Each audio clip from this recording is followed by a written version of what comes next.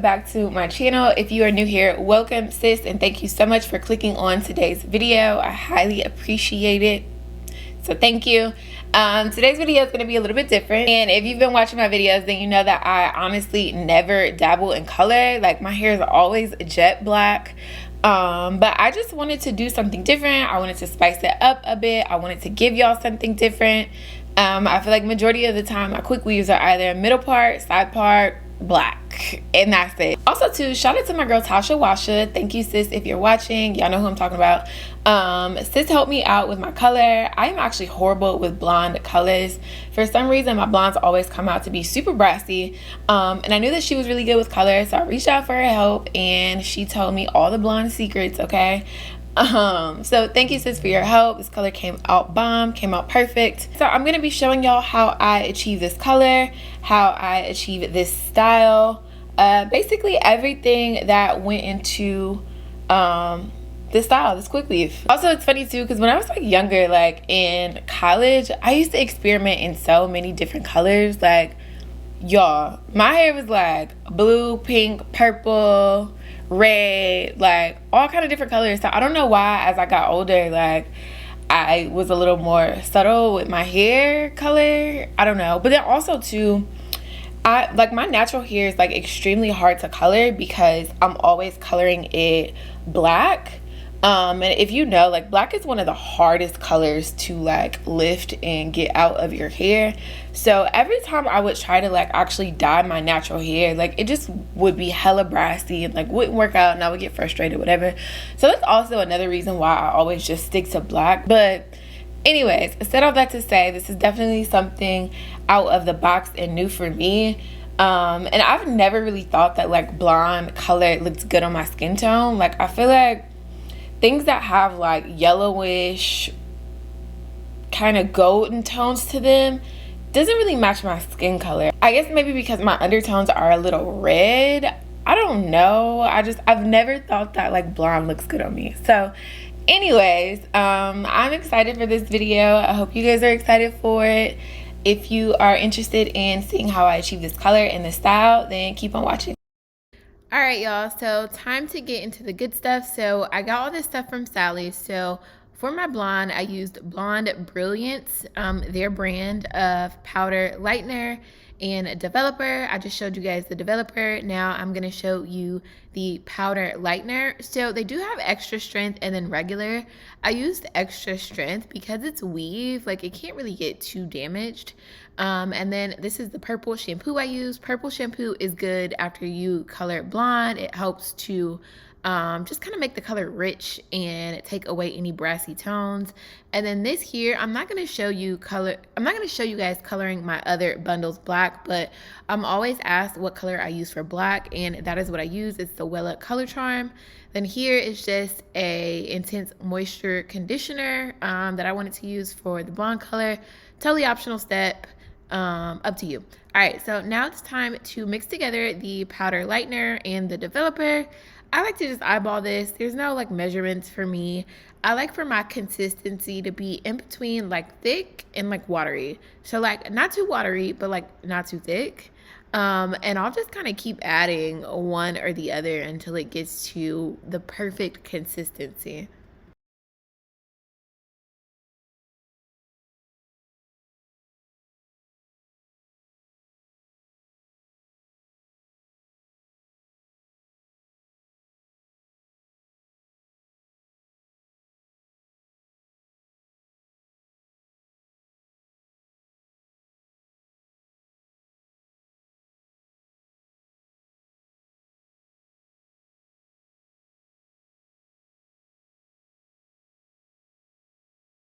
So you can see here, this is pretty much the consistency that I like to achieve when it comes to using color, powder, and developer. So now it's time to dye my bundle. So I only dyed half of a bundle because it was just highlights that were going in my bang. I didn't need that much. And then I cut that half into 2 pieces just to make it a little bit easier for me to maneuver through with the bundles. The method that I'm going to be using to color the bundles is called the weaving method. Also got this from my girl Tasha. I'll link her video in the description below so you can check her out as well. But it's where you basically take the end of your color brush or a rat tail comb and you just kind of weave through the bundles and separate the parts that are going to be highlighted versus the parts that you are going to keep their natural color. So that's what you see me doing here, just kind of weaving through the bundle and pulling away the parts of the hair that I am going to be highlighting. So then I'm going to take another piece of foil and just place it in between the part of the bundle that I don't want to highlight and the part of the bundle that I do want to highlight, just to make it a little bit cleaner and easier for the application to apply the bleach. And then obviously you want to go in and apply the bleach. So the key to making sure that your color comes out perfectly is to, one, make sure it's the hair that you're trying to color is very saturated. You want to make sure there's a good amount of bleach on the hair. And then after you're done applying, you want to go through with a comb or a brush or whatever and comb through the hair. That way you make sure the application is going on as evenly as possible. That's going to prevent any like blotchiness or any unevenness as the color starts to lighten and develop. So make sure you do this part. This is critical in achieving the perfect color.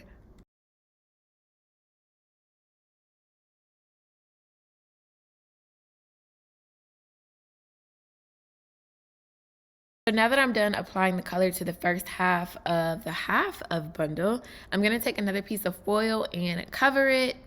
Foil just helps color to develop a little bit faster. I think it's like it traps heat inside of the bundle or something like that. I don't know, sis. Basically, foil is good to help it develop just a little bit faster. So, and then now I'm going to be going in doing the weaving method again on the second half of the bundle. Same steps I just talked about. And yeah.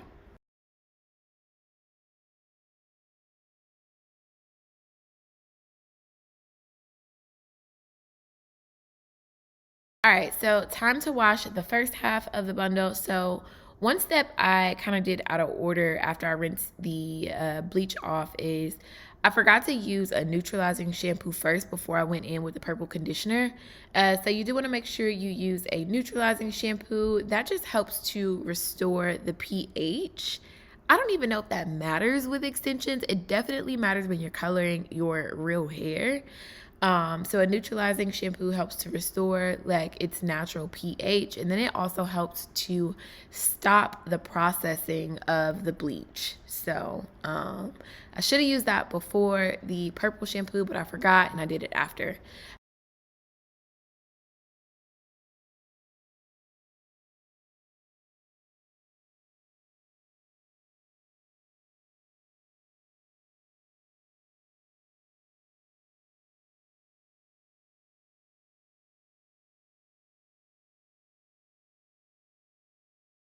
So the second half of the bundle, I intentionally wanted it to be lighter than the first one. As you can see here, that blonde is a little bit more pronounced and lighter, just to give it like a really nice highlighted effect. Like I just wanted it to be all different shades of blonde and like golden brown. So here you see me going in again with my neutralizing shampoo, and then after that I'm gonna go in with the purple shampoo. I forgot to mention with the first half that I let the purple shampoo sit on the hair for about 15 minutes just to make sure it gets toned nice and well and removes any kind of brassiness that may be in that color. Oh, baby. Okay, do you see how perfect this color came out? Like, look at all of these shades of blonde and brown. Like, it is just chef's kiss. Like, this came out so perfect. Like, perfect. Without a toner, just the bleach and developer, perfect. Also, I forgot to mention, I didn't show you guys me actually shampooing and conditioning the bundles, but I just like to use, when it comes to weave, I like to use a good clarifying shampoo. So I just like to use the $2 Suave that be in Family Dollar, Walgreens, wherever, the daily clarifying shampoo and the matching conditioner, and that's it. So after you use the purple shampoo, you do want to go in again with another shampoo, conditioner, and then you're done. So now we're gonna get into the quick weave portion of this video. Not really gonna talk through this because not much has changed from my last quick weave. I will mention that instead of the Bold Hold Liquid Gold, I just used the Roberts Diamond Bond Protectant on both my natural hair and the cap because I ran out of the Bold Hold, and then my local beauty supply store didn't have any, so I just used what I had. Also too, so on what side of my head is this? So this is my right side right here, what I'm sectioning off. So usually I section off a part to like leave out for my edges, but this time I didn't want to do that. I just wanted everything to be braided up. So that's why I'm not sectioning off anything for my leave out.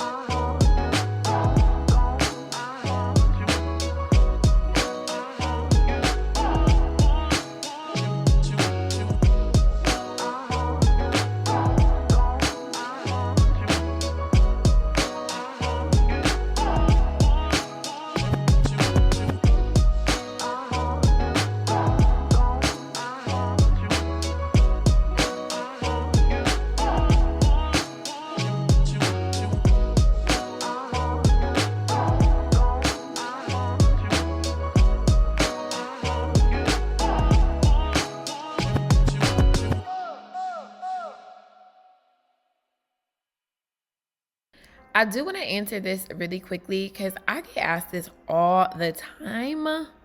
Even though I have numerous quick weave videos out there, I still get asked this question, which is, what do I do with the ends of my braids? Sometimes I will take them, place them in between each braid and sew them down.